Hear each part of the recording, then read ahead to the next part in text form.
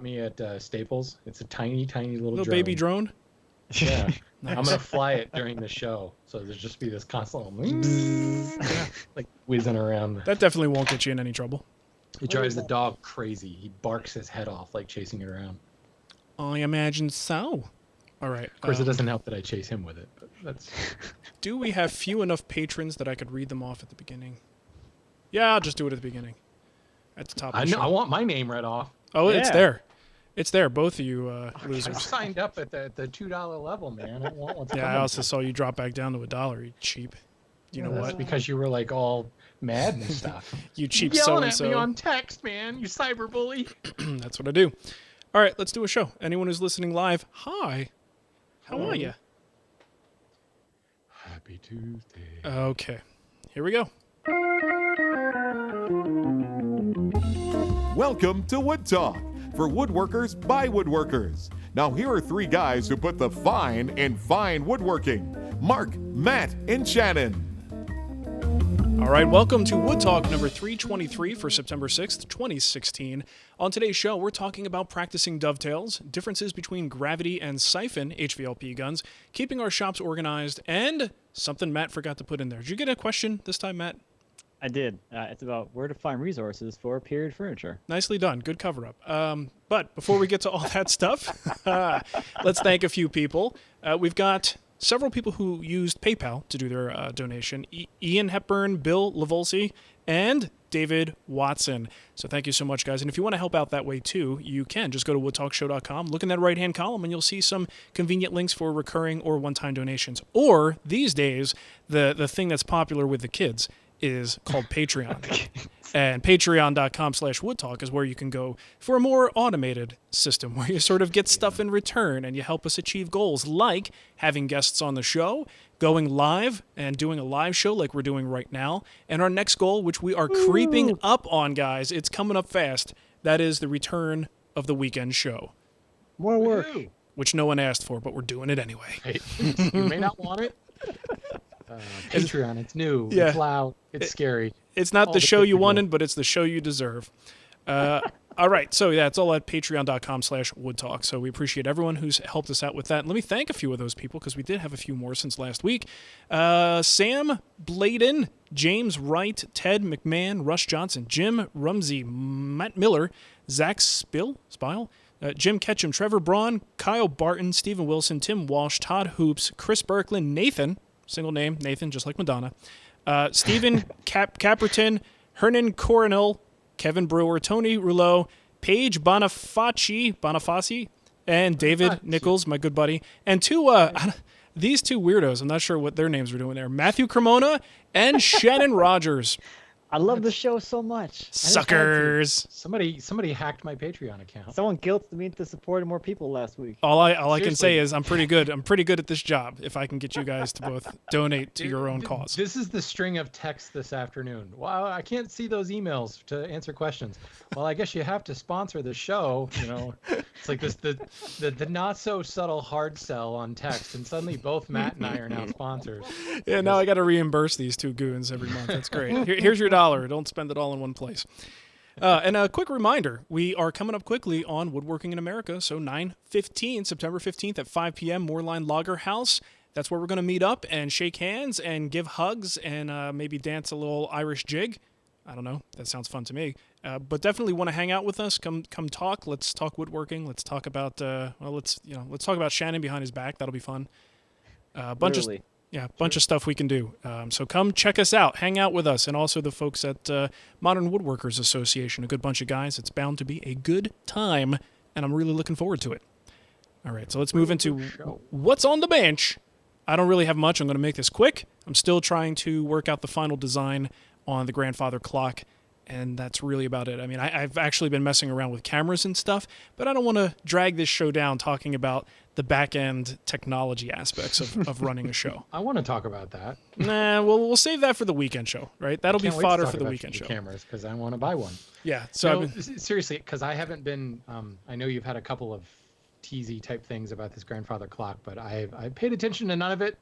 what exactly is the style? Are you going like more arts and crafts? Are you going like full blown like 18th century grandfather clock? That would shock me.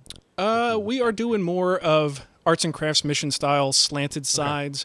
Definitely more traditional quarter saw and white oak. I've got anyone looking on the live stream, wrong shoulder, can see right over my shoulder here is a whole bunch of quarter sawn. I don't know if I've been anxious to try fuming again.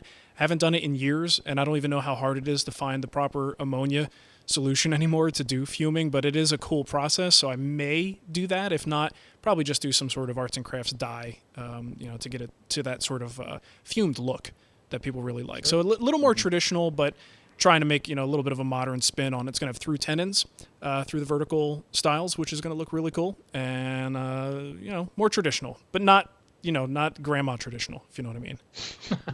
Does that make sense? Yes, it does. I Okay. have a very clear image in my head. You don't even know my grandma. A bowl of ribbon candy. Exactly. On the table next to it. Sugar-free candy next to that, which tastes terrible.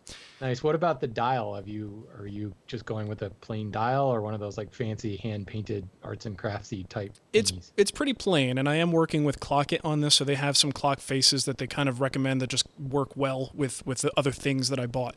And this one just kind of is made to look almost like a parchment design, so it's cool. It's fairly muted. There's not a whole lot going on, but I think it fits the piece pretty well. Nice. So yeah, so that's really about it. I'll have that design probably hammered out this week and actually start building it this week. But right now, I just haven't really made much sawdust because I'm just playing with cameras, baby. One of my second favorite things to do. I thought of you this weekend. I was at an antique store with my wife, and there was a grandfather clock over in the corner. Mm-hmm. And from far away, it's like, oh, look, a federal-style grandfather clock. And I got about, I don't know, say within 8 feet of it. I was like, oh, a reproduction federal-style clock. And you get to 3 feet, a crappy reproduction. And I got up close, and I was like, okay, Mark's been talking about, he's been complaining. He's always whining about the experience. That's what I do. The expense Yes. of the mechanism. So I opened the door, and it was fake. Oh, The no. whole thing was a total fake. It wasn't an actual working clock. I Oh, was that's like, awesome. Wow. It was like a paper pendulum. Somebody even went to the trouble of creating like a fake pendulum inside. Did they at least have like a quartz mechanism at the top so it's a functional clock? That I don't know, because it was up against the wall. I was tempted to kind of like see if it was just like one of those Like, is it moving at all? Lee Valley things that's just like stuck through a hole in the face, Yeah. and there's a double A battery back there, and that's it. Geez, well, now that you mention that, if that's a thing, maybe that's what we'll do. That sounds There you cheaper. go. That's Yeah. a good option. Man, that's crazy. Well, good stuff. There's your new book, the Anarchist Clock Book. That's right. We don't need no stinking pendulums. Who needs weights? Cool. All right, Matt. So I've been seeing what you've been up to, and I know you were talking about making this whole bandsaw mill thing, but it wasn't until I saw the carriage completed and this thing rolling that I'm like, what is this guy thinking? Like, this is crazy level stuff that you have there. It's massive. Unbelievable. I am crazy. Hey, look, there's Matt Cremona's farmhouse table. Oh, on there you go. Instagram. Pretty big Look too. at that. Hey, Soon to be found in the Wood Whisperer Guild at thewoodwhispererguild.com. Buy it now. Buy now. Good job. Sell out. All right, so tell us about this bandsaw, massive gargantuan bandsaw mill. I've been talking about it for a while. I'm surprised you just finally realized it's gargantuan. Well, well, he wasn't here for the first show, so Yeah, well, and I hardly pay attention, frankly. Like, if it's not in my little bubble in my world, some stuff seeps in. I'm not in your world by now. Every Monday at 1 o'clock or 3 o'clock, yes, you are, for a full hour. It's nothing but Matt on my mind. But no, I knew... To defend Mark, seeing it like put together and like seeing the image of what did James send out something that it's like 1.68 Cremonas high. Yeah. That's it. I saw that on Instagram. You see it to The scale. I don't think was really apparent Exactly. until this weekend. It wasn't until your full body is in there with this thing, and I'm like, damn, that's pretty big. Yeah, the carriage is was it like 9 feet tall, something like that. Wow, that's I think it's crazy, 9 man. feet tall. It has to be Crazy. that tall so the saw head can go up high enough to clear, so the blade can clear the top of like a 5.5, 6 foot diameter log, so you can still cut along the top if you wanted to. Gotcha. You could put a basketball net on top of that thing, and it'd be regulation height almost. Now we were laughing because like you could like I feel like a smaller car. You could drive it right up onto the frame, and you can pull the engine right out of it if you needed to. Wow. Or cut the top off and make it convertible. I mean, why alter the mechanism, right? It's a horizontal mill. Just, yeah. Dang. It'd be awesome. That's crazy, man. Well, good. Good on you. Better you than me, as I always say. Well, you know, it's just fun. I started, I had James right here over the weekend. We started with a pile of square tube, and by like a day and a half later, we had this rolling carriage. And Awesome. It's pretty heavy and pretty big and pretty awesome. I don't have the picture yet, but we took a picture of us holding the wheels where they're going to be on the mill, so you can get like kind of a full, final idea of what the scale is going to be like. Because don't forget, it's going to be even wider. It's like 10 feet wide, 9 feet tall, 16 feet long. So it's only 6 feet wide right now. Add those two 30-inch diameter wheels hanging off the side of the carriage, and it's pretty big. That's insane. It's just like this giant gantry-looking thing. It's all a sawmill is, like this style mill. Yeah. It's a gantry holding a bandsaw. Good stuff. I cannot wait to see. Now that I know the scale, I can't wait to see it come together. I said that before, but I must not have meant it. You can tell right now. Now I'm really interested in this thing. Yeah, it's going to be great when you see it fire up the first time. That's gonna be scary when I fire up the first time. I Yeah, think. you need a remote switch from about 50 feet away. I'll be standing behind a blast shield or something. Yeah, I think it's the safest bet. What lucky YouTube channel owner will you bring up to fire it up that day? You stand here, I'll be over here. Nice. That's the whole thing. That's what you were doing, right? You were just setting the stage. Let me just start inviting other channel owners up, and Yeah. they won't know. They'll feel it's an honor. Little do they know. Think of all the exposure. There you go. Exposure That to always works, spinning right? blades. Free exposure. Everyone loves that. Cool. All right, what else? I finally finished the farmhouse table. It took me 1 month to apply all the finish to that table. Wow. All the stupid rain. Nice. Apparently we had a rainy August. I didn't have I think maybe like 4 days was like the longest I had without rain. Jeez. And then it would rain, and then you gotta wait for it all to dry off, and then you can apply some more finish, but hopefully it's not gonna rain before the finish is cured. So it's been quite the, I don't know, interesting experience finishing outdoors Yeah. like this. But hey, I got it done, and it looks awesome. That's good. So, did you say that you had to cover it, or is it just getting water on it and you just kind of I got water on it. I don't have any way just to deal cover with it? Jeez. Yeah, just dealt with it. So yeah, I would be out there with the squeegee every now and then, Yeah. every time it rained, squeegeeing it off in the morning, letting it dry. Jeez, man. That is a Watching the process. forecast. Is there rain in the forecast? 20% tonight. Should I go for it? Possibly ruin this Right. or not? Man. One of those kind of things. Well, at least you And- know it should hold up in the weather now. It's held up all the way through. It's gotten wet all the way through, Yeah. from raw wood through every single coat of finish. Right. Wow. Cool. And it took actually it's going to take me 3 coats of that matte finish, because you can't see what areas you applied this stuff to because everything looks wet. So Okay. the second coat is dried, and I noticed I have these 2 spots maybe 3 inches long, maybe an inch wide, that I totally missed with the brush. So now I have these little glossy streaks Yeah. in the table. So I'm like, oh great, I can go through and do another quick coat of this matte stuff, and I'm finally done with that. Nice. Finally. Well, how do you now? I remember we talked about this before. You weren't sure if that was the right way to go. What do you think about it? Because I was pleasantly surprised by how well, once you get to that second or third coat, you completely get rid of the gloss, just how well that matte version of the finish works out. I like it a lot better than the gloss. I think I'm still more of a somewhat of it, more closer towards a semi-gloss kind of person, but having to choose between the high gloss and the matte wins by a lot. Yeah. A lot. And you know what's nice about it? It's easier to photograph because it's not glaring light back at the Yeah, camera. showing every light in the picture. Yeah, it's a much more, and that's the thing. A lot of times you do that sort of outdoor finish or a marine varnish, and that's really what you think of as those super shiny surfaces, which generally, at least theoretically, it's supposed to be better because it reflects more light, which means it's less light doing damage to the finish. But when we're talking about stuff in our backyards, it's probably not as big of a deal. But man, it looks just as far as aesthetics are concerned, so much better with the matte. It does. I'm really happy with it. Cool. Super happy. Excellent. Yeah. All right, Shannon, what's going on with you? What? Wake up. Sorry. We're talking about finishing. Your favorite thing. I was just glazing over as I kept hearing everybody talk about how matte is the best finish, and it's like, come on, man. He's not that A little great. humility. A little humility. He's all right. Come on. He's not the best. All right. Let's see. I finally put the bracket feet on my blanket chest this weekend. That was Yay. kind of nice. They've been sitting there assembled for a while, and there's these little kind of triangle mounting plates that go under a rabbet on the inside of the feet. And I had them cut, and I glued and nailed one of them in place. And then I realized that that made cleaning up the dovetails a lot harder because now I couldn't like rest it over the corner. You know, you've got an L bracket. So you put it over the corner of your bench and you plane off the dovetails. Well, with the little bracket in the place, now I couldn't do that. I had to put it over the corner of the bench, and that worked for one side, but flip it to the other side. So I'm like making laps around my bench to go to the opposite corner to do this. So I was like, yeah, it was just one of those little moments where you have to like rethink the steps.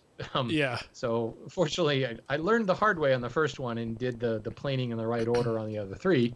But I got those together and got them installed and put it up on its feet, and it actually looks like a blanket chest now. So I'm kind of excited about that. Nice. Yeah, I just gotta do the tackle the moldings next in a couple drawers, and she'll be all done. Sweet. So that's pretty exciting. I mentioned last week, maybe I don't know, that I was going to be doing that inlaid M onto that sales plaque, and I actually got some really good feedback from YouTube, and I don't know why I didn't think about this, but rather than just doing a solid color inlay, I'm going to do a multiple color deal. So the troubles that I was kind of toying with were using kind of a lighter inlay. Well, if I use if I use a really light inlay like maple or holly, but if I make it really, really skinny with like a black inlay or a walnut inlay in between and kind of a typical stripy banding, it's kind of like, you know, adding a stroke to a letter or something in Photoshop. You know, just kind of makes it stand out so it doesn't disappear.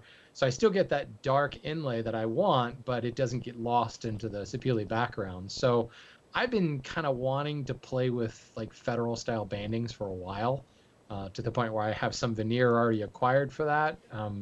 So I was like, okay, I'm going to do this. Here's my excuse. You know, here's my project to jump into this. And it's one of those things when you jump into kind of a new area, a new technique, you start to realize like there's a lot of things that go with it. You know, it's, you know, certainly there's the veneer. So I actually found a place where I could get a 32nd inch thick holly veneer. So I ordered that. Hopefully that should be here tomorrow or Thursday. I have some black dyed poplar already. And then I started thinking about some yellow, and I've got a hunk of satinwood, an 8/4 hunk of satinwood that I could saw into my own veneer. Well, then I started thinking, well, okay, then I've got to surface that veneer, and then I've got to thickness it to whatever, you know, 32nd of an inch thickness. So I need a little jig for that, and then I need a jig to press the like loaf together, I guess, to saw off the banding. So I'm like running around like making all these little things just to make a single banded edge. Should be, you know, ideally any banding that I go forward in making will be all that stuff is already done, but the first time you do it, it's a little bit more to think about. Yeah. But it brought up the other idea of I'd like to saw more of my own veneer, because I started digging around looking for veneer, and the first thing you find with commercial veneer obviously is the really, really, really thin stuff, which for some of the banding might be okay. I mean, the worst case scenario is you just stack a couple on top of one another and you've got a little bit thicker banding, but then you've got to go through the steps of gluing that all up. And, you know, I've got this great resaw, Rubo resaw to saw my own veneer, and I've done it before, and it's fun, and I can get 1/8 inch slices out. But I started thinking about how do I go about dyeing wood? Like if I want to use black, like in ebony, you often find dyed poplar, and I have some of that stuff, and it's dyed through and through. So no matter what you do, you always get black. But I can't really find anything on how to do that. So my question to everyone out there who's listening is, if you know of a process to do this, you know, I've seen India ink before, and I'm not talking about ebonization where you can still see the grain, because, you know, you could go with a card scraper and it's gonna not be quite so dark as you go a couple fibers deeper. So I'm really curious. I don't know if it's one of those things where you just like dunk it in a tank of ink and leave it there for a while, or what. But I'd be curious if anybody has any resources for actually through dyeing veneer. I've often wondered if, to get like bright colors and things like that, if you could sort of do the vacuum sealing stuff that you do for like in the kitchen for frozen meat. Just evacuate all the air, get a little bit of extra pressure in there, and maybe that would pull some of those dye particles deeper. And it's so thin, that veneer, I mean, soaking it would probably work to an extent too, but imagine soaking it, but also sucking out the air. I'm sure somebody has tried that, so give us some feedback if you have. Yeah, then I got to go get the whole vacuum press thing. Yeah, but then you could freeze your meat. Oh, well, there we go. Bonus. You guys got a big Always. freezer for some extra meat, right? I could dye my meat too. There you go. St. Patrick's Day and stuff. Delicious green meat. The green meat.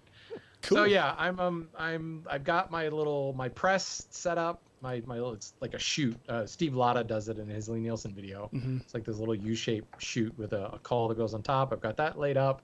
I'm just waiting on the Holly to show up, and I will hopefully be sawing up some satinwood veneer this week. So, hey, I know you already answered him in the chat room, but Jamie McGannon did ask Matt a question concerning his bandsaw, Dilly Whacker, and wants to know if he's doing anything to help prevent rusting of the raw steel while he's out there building it. Nope. I'm letting it rust, and then I'll paint it. I've got some paint that goes over rust, so I'm not too worried about it. Cool. Great segue here. We're going to move into what's new. The first thing that was sent to us was from Jeff. He says, this is a great way to clean all of my tools from now on. And he says, also might be great for shaving. It is a 1,000-watt laser that basically just blasts the rust off of steel. And it's one of the coolest things I've ever seen. It just makes me, I always go to like the worst case scenario. What happens if that hits your hand sort of thing? But it is brutal. It's loud and very, very cool. So there's a YouTube video here where you can watch this thing in action, but it has no problem just blasting the dust right off the surface and making just a clean metal surface. It's pretty amazing. Wow. Yeah, it's awesome. Wonder how much it costs. I want one. It's probably We very should get one expensive. for Wood Talk. We should. Yeah. Then I have to intentionally rust some things in my shop because there's no humidity here. Because you'd want things to rust so you could get out. Just so I could use my laser. your freaking laser. That's the prevention. Just get the laser. Cool. Next up, this was sent in from Brian. Comedy and woodworking taste great together. Check out Nick Offerman's new book, Good Clean Fun, Misadventures in Sawdust at the Offerman Woodshop. And Nick's also announced a book tour, and he's not going to like bookstores. He's going to woodworking shops. What? Which is awesome. That's great. You can go get your book signed and actually in a wood shop. That's crazy. I'll go into the page right now to look at it. Maybe I should have done this before. What if you take someone else's book? Like, what if you show up with a hybrid woodworking book? Will you take that? I'm pretty sure he'd go, what the heck is this? Who is this guy? So he's in Phoenix at the Changing Hands at Mesa Arts Center. I know nothing about that place. But maybe I should go. 10:25, I'm probably not doing anything else. Maybe it's time to know something about it. It is. You know what? I'll go there and ask him, hey, how come you haven't been on that Wood Talk show? Have you ever heard of it? Yeah. We actually asked patrons who they want to be interviewed. Not really interviewed, but a guest spot on the show. And Nick Offerman came up a couple of times. And it's like, well, I'm not so sure anyone's going to return that call, but we'll give it a shot. He's promoting a book. He might want to. Hey, We're not that's a good quite angle. that influential. Yeah, there you go. You want to, and certainly it's your demographic, right? Yeah, I mean, if you're trying to talk to woodworkers, pretty good demographic. Yeah, although I don't think you need us for your... Of course he doesn't, but that's not the point. Anyway, well, here's a Wood Talk first. I'm going to talk about something new that you can't click a link on to go see. Well, that's stupid. No, I just read this today. Woodshop News, their new issue came out, and if you're not familiar with the magazine, it's much more of like a trade, commercial woodshop type thing. It's always fun to leaf through because it's like it's kind of like what we were talking about with IWF. The Grizzly articles or the Grizzly advertisements are the same as you'd find in like Popular Woodworking, but there's nothing for less than like $12,000 on the page instead. But Bob Flexner, everybody knows Bob Flexner, Mr. Finish, has an article in there about smart finishes, and it is way cool. Matt, you're talking about like having to squeegee off the water from your table. He actually talks about a finish, I believe it's in Belgium, that they put on all the buildings down in like the nightclub district, because too many patrons were relieving themselves against the walls at night. Whoops. So I knew where this was going. they created a hydrophobic and oleophobic, so that's water and oil repellent finish that not only does it like beat up on it, basically like bounces off and bounces back at you. So if you pee on the walls, you might get wet. So, but it's just one example of a smart finish that through the miracles of modern chemistry completely repels certain materials. Then they have another finish that they're talking about in the aeronautical industry where, dependent upon the temperature, it will, for lack of a better term, secrete, I guess, a silicone surface that makes it completely non-stick. And then as things warm up, what's the opposite of secrete? Sucks in, I guess. Absorb. So it basically prevents ice from sticking to it, anything from sticking to the wings. Then they have another one that actually is self-healing. And there's some finishes already there with heat. It will kind of flow out and fill up a scratch. But this is stuff that will actually kind of do it without you having to go and apply heat to it. So, you key your car, you key your coffee table, and, give it a couple of days and it heals itself, which is just way cool. Nice. So, the future is now, man. I want that. The future is probably very expensive too. Yeah, I'm sure it's only $65 a teaspoon. Right. That's not bad. Perfect for the weekend woodworker. Oh, but anyway, I just thought it was kind of cool to see Bob Flexner. That's a name we know from our little world. Mm-hmm. Here he is showing up in the big trade publications. He's probably always written for them. I just never noticed. Could be. Sorry, Bob. All right, next one we have here is from John. He said, this made me laugh. It's a Reddit post about, I'll tell you, pallets are really easy targets these days. Like the sort of pallet backlash it's almost becoming old at this point. But it's basically a picture of a pallet leaning against a tree, and the person says, look what I made from an old coffee table. So it's getting too easy anymore. But if you want to go check it out, the comments are pretty funny. The whole thread is just, hopefully you have a lighthearted sort of humor about these things. Go check it out. My favorite's still the bonfire made of a pallet. Yes. That is a pretty good one. Think of my pallet project. There you go. Lastly here, we got one from Earl. This is a awesome 3D marquetry floor. I can't even describe this. We're just going to have the link to this thing, and you're going to have to go take a look at this because it's just crazy inlay floor thing, and they're applying finish to it, and I don't even know. Yeah, that exciting moment when you first apply like oil to a figured wood, and you're like, ooh, look how pretty. Yeah, this is amplified times 1,000. Ooh, what is all this stuff inlaid in here that I didn't really see before because it was all kind of the same color, not enough contrast. Oh. Yeah. Oh. It's pretty damn amazing.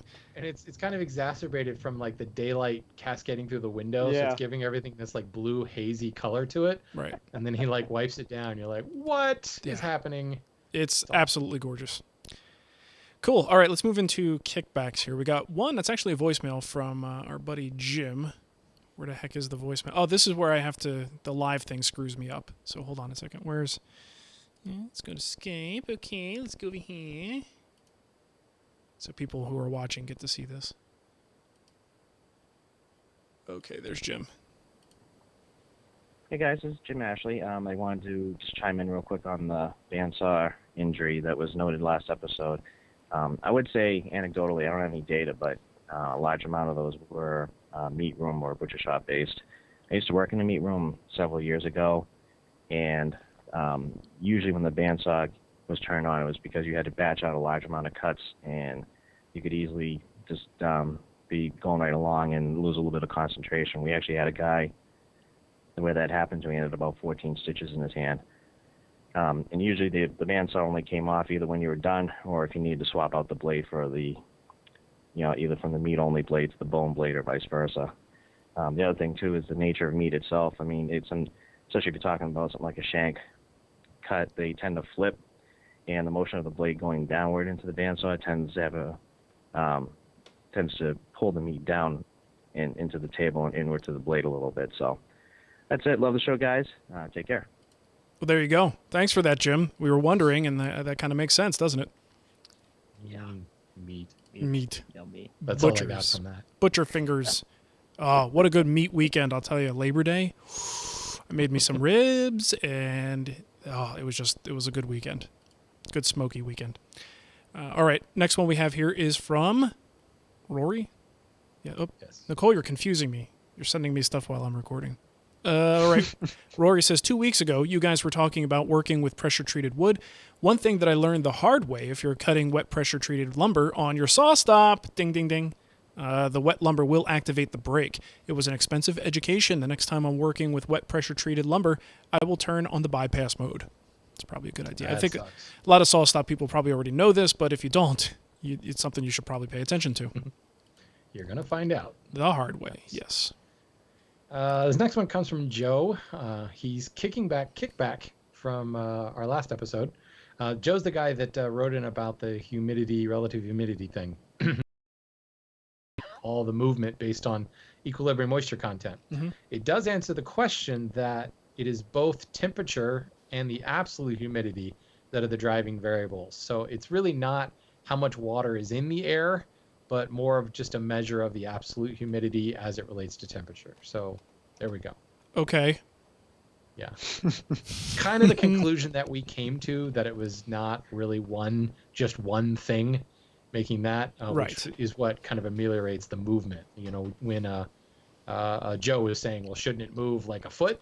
You know, and no, it's only moved a quarter inch because it's not taking into account just the amount of water in the air. It's a little bit of there's more than one variable at play there. So there you go. Okay. Yeah. Very technical answer. Yes. Not really. Next up is from Joel. It says, I liked your discussion of the Shaper Origin router/CNC system. I think is a big place where such a tool would be useful in a woodworker's shop. That would be in making templates, jigs, and fixtures. At Mark's tour of David Marks' shop, he joked that you need a jig to make a jig. Being able to design a jig/fixture/template and then fabricate it without extra intervening steps or need to print multiple paper templates. See, for example, tool. This is again on the Shaper Origin. Sounds like an awesome tool for the reasons outlined on the show, mainly the size of the unit and the unlimited size it'll cut. The thing I wonder about is you hear guys using the X-Carver, something like it, say, oh, it took 3 hours for the CNC to run the job. Personally, I don't think it would be enjoyable to run it for that long, even if you could stop and pick up where you left off the next day. So in my mind, this would be used for small jobs or for cutting out parts, like Jimmy DiResta did cutting out his name. Just my initial thoughts on the limitations. Stan. So good point. You know, if it's a long job, do you want to be pushing that thing along the whole time? I don't know. I wouldn't. That's why you hire someone else to do it. There you go. All the money Get you someone else saved, to do it? all the money you saved on a full-size CNC, you could just put that toward an employee to just push this thing around for you. I like it. Nice. Well, in the intervening week between the last show and now, I've been receiving a fair amount of ribbing online. There's pretty much a running joke in the hand tool school community right now about my comments about walnut and maple and not looking good together. Mm-hmm. So, yeah, I actually need to re-listen to that show because apparently it came off a lot more worse than it meant to be. But whatever. This comes from Chris. He says, "Hey guys, Chris here from Four Eyes, the creator of Shannon's Man Crush Coat Rack. I wanted to say thank you." Yeah, that's all right. I wanted to say thank you for the shout out, whatever. Either way, thank you. I also wanted to share a quick bit of irony. At around the 30-minute mark of last week's episode, number 322, Shannon went on about how much he loved the design, and more importantly, the look of the coat rack. The two-tone wood with the electric green/chartreuse stripe in the dados. The funny or ironic part was that this came on the heels of Shannon's soliloquy on how much he despises the look of walnut and maple when paired together. Even going so far as to use I don't even know if I can type this, I'll just say the C word. I'm not talking about the one people say next Tuesday. I'm talking about the word crafty. Remember, those were his words, not mine. And who, I suppose I've kind of buried the lead here, you can probably guess by now, that coat rack that he loves so much, walnut and maple. Boom. Primed and ready for the craft tour circuit. So there we go. I'm just kidding, guys. It was awesome to hear you talk about the project. And Shannon, if you're looking for a comeback, here's the perfect retort. Yeah, but still. Thanks again, guys. Keep up the great work. Love all three of you. Thank you, Chris. I appreciate that. And you needed a little bit more ribbing on that. You know, I'm going to start making maple and walnut projects just to continue the ridicule. Because it's fun. Hey, it's personal preference and nothing more. You just happen to be wrong in this case. There's nothing wrong with that at all. Design is one of those things you just can't talk about. You know, it's got to be all personal opinion. And, Yeah. you know, there are some times when I like walnut maple. Just most of the time I don't. Nothing So wrong with Chris, there you go. That is a compliment to your design sense. You used two woods that I don't like together, and I still liked it. See So that? good on you. When done properly. All right, so we actually do have another voice message here, and this one is a question. Hi, guys. This is James calling from California. Hey, guys, how much time do you spend on organizing your shop? How much time do you spend building things to organize your shop? To have your drills organized, to have your batteries organized, to have all of your tools organized? I'd really be interested in knowing if that's a really important thing for you, or you did it once and now you just sort of let it go. Or do you actually think of new ways to organize your shop? Love the show, guys. You're phenomenal, and talk to you soon. Bye-bye. So what do you guys think for that? Organizing your shop, for me, it's something that comes up periodically. It's not something that I do as often as I'd like, because I actually find it very pleasurable to organize the shop and find, little things that you could build, just little creature comfort things to be more organized, but there are always projects that come in front of those. So for me, it's something that, like, you do a burst of it when you first get the shop set up, and then from then on, it's just kind of as time allows. And you just, like, come up with a brilliant idea that suddenly I need to organize my saws this way or my chisels this way, and you implement it and you go, I wish I would have done this 2 years ago, but it just wasn't that important. So for me, it only comes up periodically. I think it's a matter of not as things come up, but just you have a big list of things to do and you just keep putting it off until it's absolutely necessary. Right. I just had this come up this weekend. When I redesigned my shop and remodeled the shop, I've got this corner where the sump pump is. So it's kind of unusable because there's that well there and there's the pipe that runs out of the sump pump. And I kept thinking, well, I should just build like a shelf that goes over it. I can't put anything under it. So just a little corner shelf. I'll do that someday. And this weekend, I knocked over my my hide glue warmer. It's just like a double boiler type dealie, where there's the water keeping warm in it and the glue bottle goes in it. And I had the glue bottle out and I turned and bumped the glue pot and it spilled all the water. Fortunately, right into the sump pump well. That was convenient. But it was just one of those things where it was in the way of something else. So it's like, I really need to get around to building that little shelf there to specifically keep the glue pot and the glue brushes and the glue and everything together. And it's just, it really hasn't been a pressing need up until now. But now that it is a pressing need, of course, I'm going to totally overbuild it and do something really fancy, more fancy than needs to be there. So, right.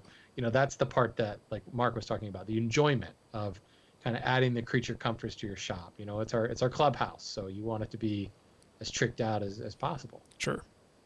What about you, Matt? How much time do I spend organizing my shop? Not enough.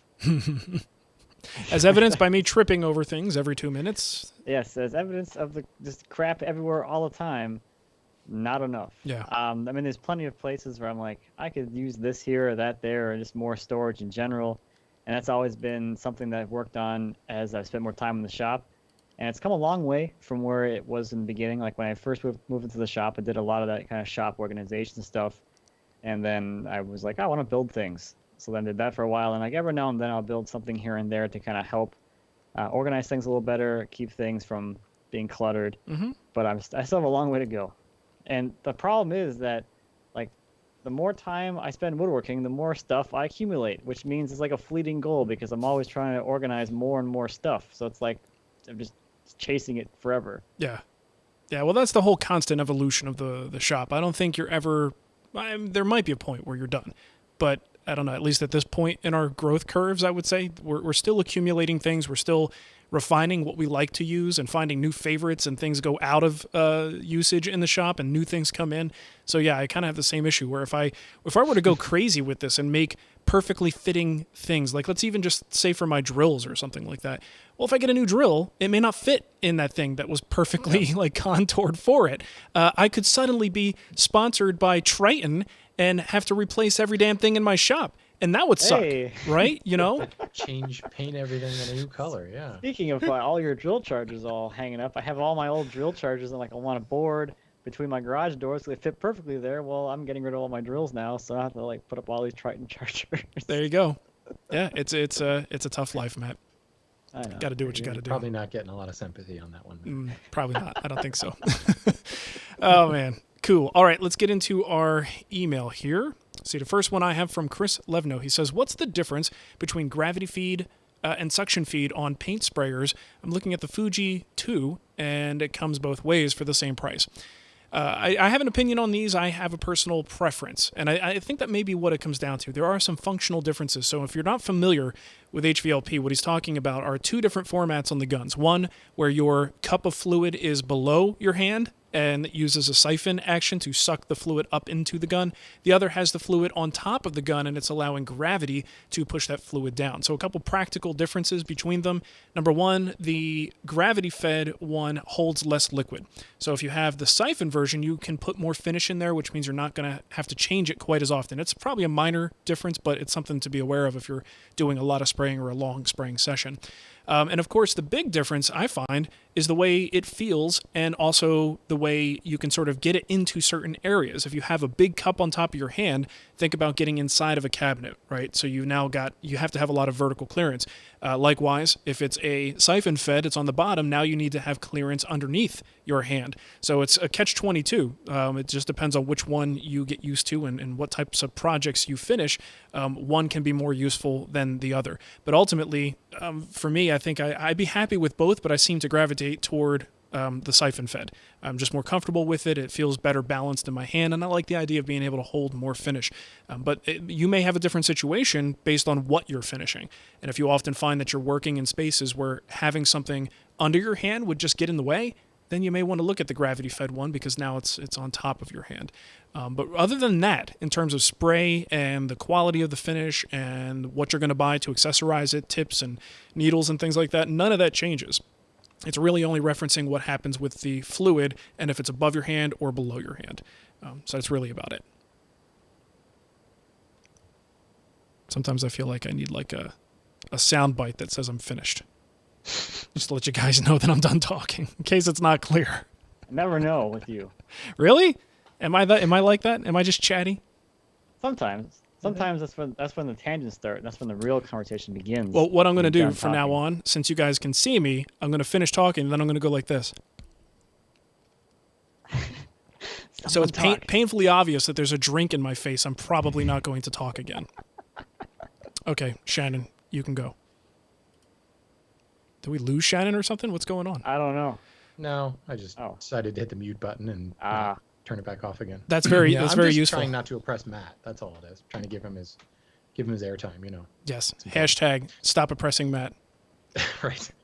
All right. This one comes to us from Michael. He says, "I've cut dovetails once in my life, and I understand the process, but I want to practice the crap out of them. I'd like to cut 1 or 2 sets a day for like a bazillion days, so that I can build up the muscle memory and do I make. Pine is cheaper, or should I be using hardwoods since that's what I'll be using in most of my projects?" Michael, the answer is yes. You should be using all of the above. And I know that's painful, but I find one of the biggest issues with dovetailing is not the whole sawing to the line and chopping to the line, but what do I do with the line? Do I leave the line? Do I split the line? Do I take the line?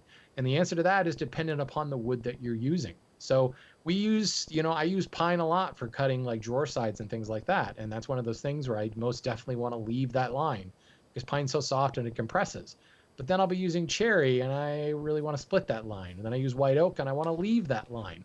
And if you practice in the same species all the time, yeah, you'll develop some muscle memory and you'll end up with gaps because you get so used to how much do I leave? How much compression am I getting? Worse than gaps would be you leave too much and you split your board right down the middle because that tail is just too fat and it's going to wedge the whole thing apart that like dovetails do. So not only they may be more painful because you've got to buy some hardwoods there to work on, but hey, if you're anywhere near Maryland, come by the lumberyard and I'll let you raid the dumpster. All kinds of dovetail practice wood. Poplar, cherry, walnut, little tiny offcuts. You can make dovetails all day. The only thing I will say, in addition to species, is if you're going to do this, do more than the 2-tail practice board. I think fitting 2 dovetails is a heck of a lot easier than fitting 4 or 6. If you can use a wider board, at least 3 tails, I think, ends up being, it's got its own little oddities and difficulties that a 2-tail dovetail joint does not have. So do yourself a favor and cut more tails and try to use as many species as you can. It sounds. The one thing I'm listening, I know he didn't ask for this kind of advice because he seems pretty determined to go. Oh, there's a fly on my arm. He seems pretty determined to do this practice thing, but man, that just sounds so boring. Yeah, there is. I mean, how good do your dovetails need to be that, maybe just build some stuff that have dovetails in it and build a chest of drawers. Dovetail a 9-drawer chest. You'll be golden by the time you're done. Yeah, because the end goal, like, it seems like the only reason you would want to do that is if you wanted to be a Rob Kosman and make a video on it. Make the 4-minute dovetail, the 3-minute dovetail. Like, I don't understand why you would want to put so much time into practicing just dovetails. I've given up that argument. Yeah. I feel like I've been saying that for a while, and it is the Rob Kosmans of the world that it forced people to think that their dovetails have to be absolutely perfect. And the whole dovetail a day thing that several of the magazines have now pushed out now, if that's what you want to do, great. Yeah, all the power to them. Fun. It just is. Yeah. It's an odd way of thinking. I can't get my brain around. It's just like everything else. People want to do all these practice pieces, or they just want to practice by doing an actual project. It's a personal preference, I guess. I will say, though, if you're going to practice on pine, you're going to learn pretty quickly if your stuff is sharp enough or not. That's true. That's a whole other lesson. If you can dovetail pine, you could probably dovetail anything, because honestly, I would have a very hard time dovetailing pine because I never do it. And my tools are sharp enough for hardwood, but they're definitely not sharp enough for softwoods like pine. It just crushes the fibers. Crush fibers. Yep. It'd be crazy. That drives me nuts. There's times I've tried that even with like poplar, or this fly is really angering me right now. I've done it with like poplar or alder. And those are woods where I'm using my Japanese chisels, a little bit of a higher angle on those, and they just, it's like a hammer going down through the fibers. And they're sharp too, but certainly not sharp enough and don't have a slight enough angle to cut through that softer wood effectively. That's the one thing I see out there is when people try and do dovetails for the first time, they're using pine, yeah. And they get really frustrated because they don't understand the fact that pine is way harder to dovetail than hardwood, just for the fact that it compresses so much and you can just get so much more torn fibers and stuff. Yep. Right. Yeah. And depending on where you are in the country, pine is not Douglas fir. That's so true too. People going to Home Depot out west and they get Doug fir, and it's like, that is totally not the same wood. That's a beast as well to dovetail, and for very different reasons. Totally. Yeah. Lesson learned here: harder is not harder. Get it? Make sense? Wow. Where's the cup? Hold on. I Okay. took my drink a long time ago. You And guys just... done. Okay. Well, yeah. I guess we're done now. So go ahead, Matt. All right, here we go. I forgot to put who this is from, so sorry. This is from the Patreon page. Thank you to all the patrons over there submitting questions. Besides the upcoming guild build for the High Boy, super pumped. Woodwhisper.com, whisperguild.com. TheWoodWhisperGuild.com. Yeah, go buy it. Go buy it. Any good resources for period furniture construction? Having a hard time finding information on the K/cabriole leg construction/joining. Thanks. There are actually a lot of resources out there. Will Neptune has a few style of doing them.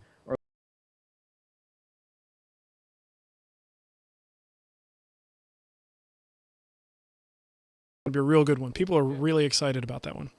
I'm glad. One that I really like, that whole series that Taunton did. Mm-hmm. Yes. So if you're kind of one is American Furniture of the 18th Century by Jeffrey Green. This is now gotten a heck of a lot cheaper on Amazon. It used to be like a $70 book. That's why I never bought it. Yeah, I think you can find them on Amazon now for the 20s, but it's a really good book because it's got a lot of line drawings that shows like the internal structure of the casework, which is something you can't really find in some of the more traditional museum style books. Mm-hmm. And then if you like Queen Anne stuff, Queen Anne Furniture by Norm Vandal, that's another good one. Good line drawings and kind of specific projects as well in there. Another one too is if you have the Fine Woodworking membership online, you have access to the full catalog they have of all their back issues. So you can go right on there and you can search for period furniture and you can find every article that they've ever published on a period furniture technique or project or whatever. Nice. This is true. Very cool. All right, well, you know what? We got a couple of these emails today from the Patreon folks because people who support us on Patreon are getting a little preferential treatment, so sorry everyone else, but that's just, kind of the way it works. And it actually is much easier for us to find the questions, too, which I'm kind of just gravitating toward that. It's a smaller pile to sort through. So if you want to support us on Patreon, keep that in mind, too. You will actually get preferential treatment for your questions being answered on the show. And speaking of that, we show that our patrons get. So if you are a patron, you will get one extra email answered by the three of us as a separate recording, which you can only download. Such a tease. So that is one way you could support us. You can also leave us a iTunes review. Just go to the iTunes store, click on ratings and reviews, and give us a 5-star rating, just like a bunch of people did. I'll read what is his name? Maris Otter says, hands down, the best woodworking podcast, from personality to audio quality. These guys nail it every week. Now, if you could find a knitting podcast this good, if I could only find a knitting podcast this good. Thanks, guys. Thank you so much, Maris Otter. It's very cool. Maris Otter. Yes. And Shannon, how about you give them that sweet, sweet contact info, and we'll get out of here. Sweet contact info. If you have questions, comments, or topic suggestions or stuff like that, you can reach us on Skype. Our username is Wood Talk Online. You can call our voicemail line, 623-242-5180. You can use our contact form at woodtalkshow.com/contact, or leave us a comment on our website at woodtalkshow.com. Don't forget, this show is made possible through the generous support of our listeners at patreon.com/woodtalk. But we talked about that already. Yes. And then, of course, several times. woodwhisper.com, renaissancewoodworker.com, and mattcremona.com. All those places have good stuff on them. That's right. All right. Well, thank you for listening, everybody. And those of you with an email extra invite, go to Patreon. You could download that thing, man. Get on it. And I guess we'll catch you next time. See you, everybody. Goodbye. Bye. All right. Okay, let me stop this here recording. And I haven't opened up a new file yet, so give me a minute to set that up. We'll stay live. What was that wisdom? Hard is harder? Hard is not hard. Yeah, that's what it is. That's our show title. There you go. It's one of those bolt from the blue moments the minute you said it. So much so that I forgot to write it down. There you go. All right, let me see if I could find... it would be cool if we had a little extra, like a separate theme, for the email extra show, just for the hell of it. Oh, I thought you meant transition music. No. Do. All right, so I guess I'm gonna pick whatever template here because it kind of doesn't matter at this point. I forgot to mention what the email extra question is about. I wanted to talk about it. Even more of a tease. Right? I wanted to say what it was about. Oh yeah, I should have said that when I said I was resawing veneer. Because it's about resawing, for those of you listening live. You know what? We have a very small number of people listening live right now, so yeah, maybe we should. Yeah. So anyone who's watching me live, David just goes, next on the free site, a fly swatter. There is a fly that just seems to really want to ruin my day. He's pissing me off, man. Okay, so let's take, doesn't matter what template. Let me duplicate it. And what is today? Email extra.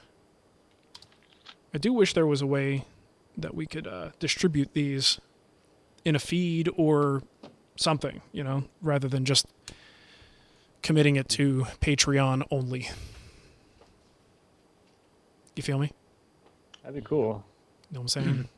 Well, like the morning stream, I'm a patron supporter there, and at the level where I support, you get all these like audio clips and stuff, and I always forget to go, and it's like today I happened to be on there because I had to support Wood Talk or I would lose my spot on the show. That's right. And I was like, oh yeah, that's right, there's the morning stream thing, and I go in and there's like 900 sound clips. Yeah. Now it's to the point where it's like our question inbox. It's like I can't go through all this.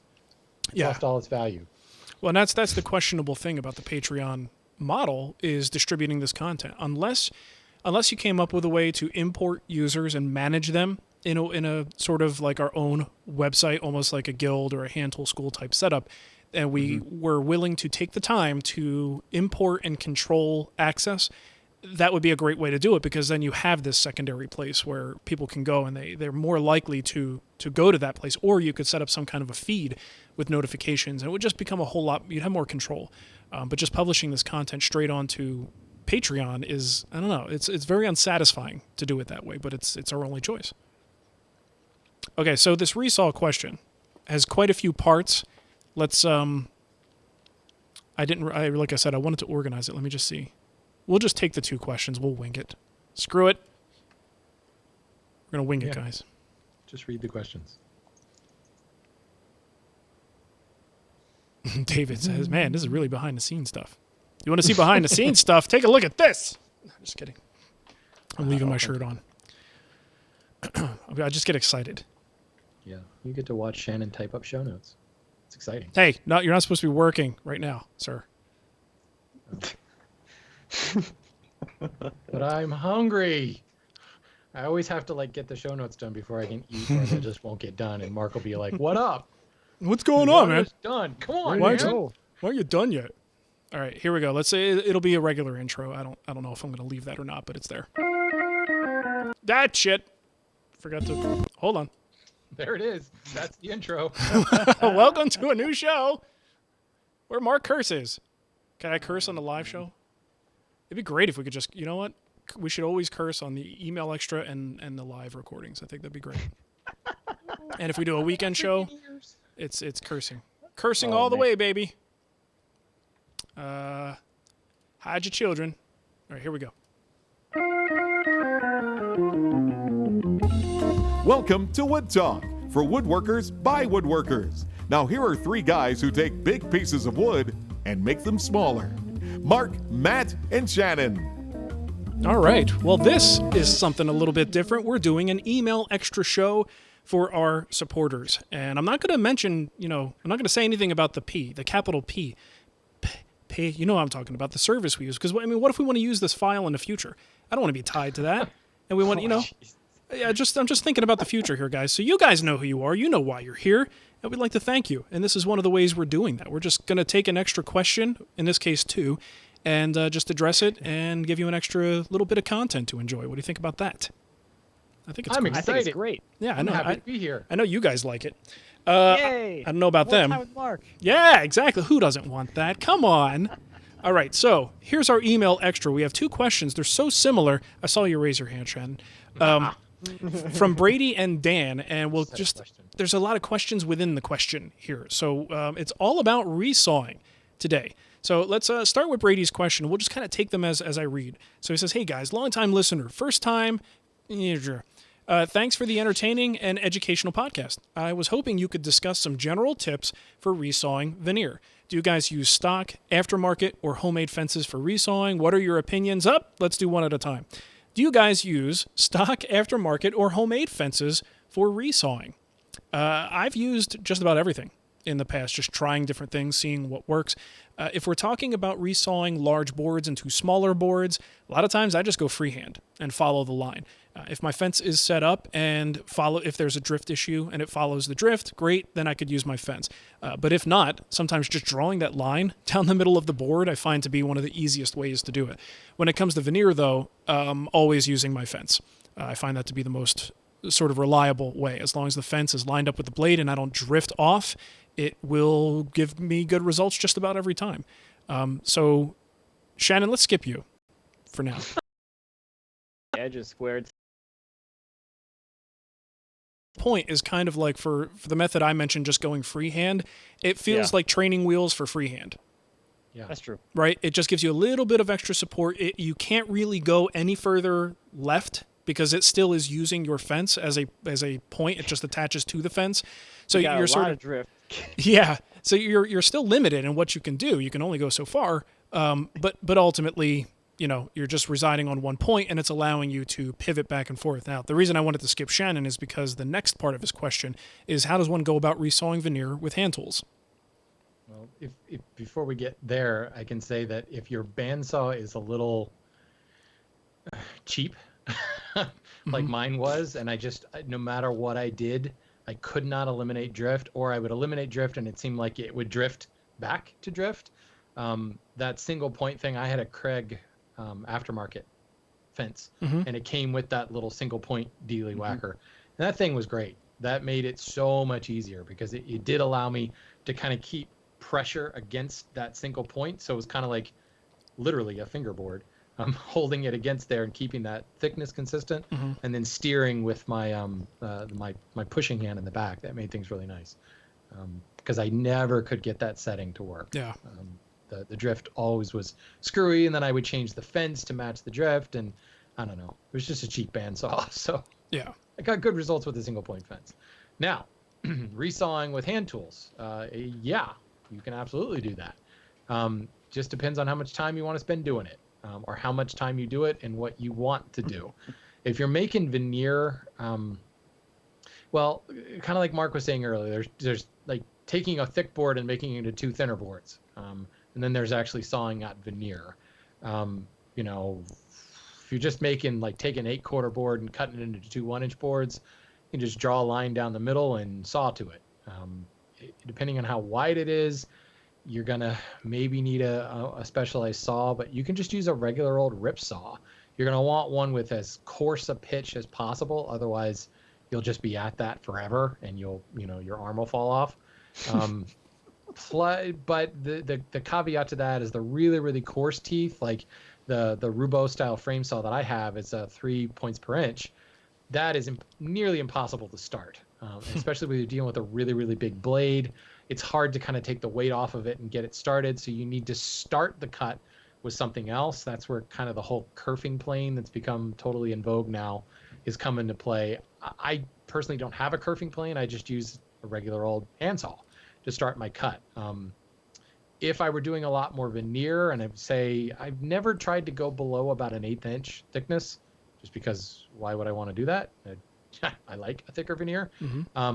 I am going to make one of those kerfing plane dealy whackers, just because I think that would make the the starting cut just that much easier. You know, you just kind of set the fence and make it all the way around the board.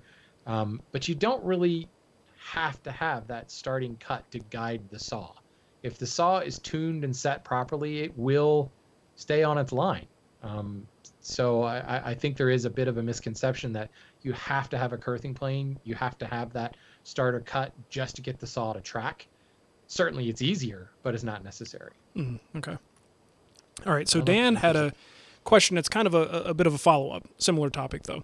He says, I second the resawing question. I saw a video that showed making deep scoring cuts on a table saw on opposite sides of the board and then resawing on the bandsaw. Does this help the tracking of the bandsaw, the thicker table saw kerf, and then planing to clean up the faces to do additional resawing on the same board? Seems like a wood waster. Would like to hear your thoughts. Is this something you would even attempt to do, Matt, or you think that's a waste of material and time? I don't know. It depends on your bandsaw. It definitely helps if you have an underpowered bandsaw. You're trying to resaw something pretty big. Yeah. I personally have never done it because that's an extra step, and I have no problem running whatever wide board I need to through that bandsaw. To me, it's a little scary. You know, a deep cut on a table saw is always scary to me. Yeah. Yeah, when you have do it in a few passes. Still, even when as you're working your way up, just the more that blade that gets exposed, and you've got wood on both sides. You know, it's just one of those things where all it takes is just a little bit of something. And the other thing is you might be inclined to use a featherboard for a cut like that. But keep in mind what keeps happening as you're relieving material from the kerf and you go back for that second cut. Now you've got pressure there. You're not only going to thin out the thin side, right? But you're also potentially going to cause it to pinch the blade and kick back. So don't do that. But ultimately, I think, like you said, unless you have an underpowered saw situation, I'm not even sure why you would ever bother doing that. A good tuned bandsaw should be able to plow right through that. It's what it was kind of meant to do. As long as it's got enough power and a sharp blade, you should be okay. Yeah. All right.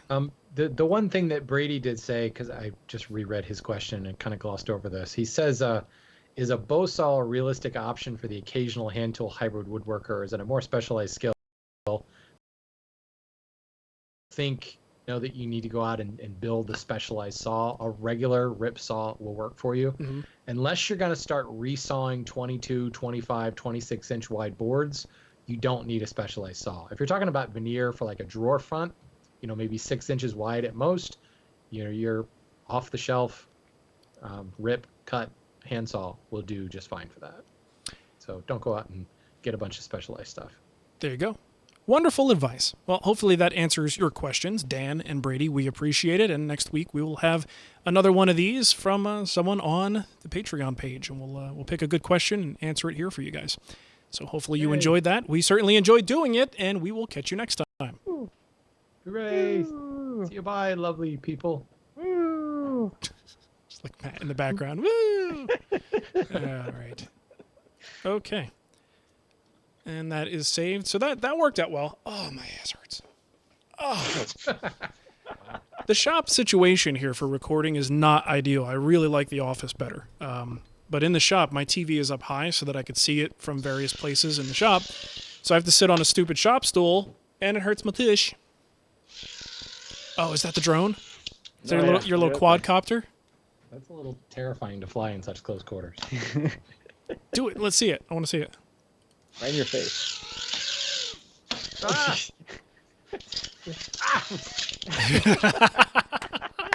It bit me. I went to pick it up and I flipped the throttle with my other finger. And Nice. It went off. There you go. All right. Well, that was a lot of fun. Let's do this again next week. Okay. All right. Let me kill the Okay. live recording. Output settings. I'm going to stop. Thanks for watching. All 15, everyone. 20, however Oh, many wait, were. so you had that on live too? There weren't enough people to justify not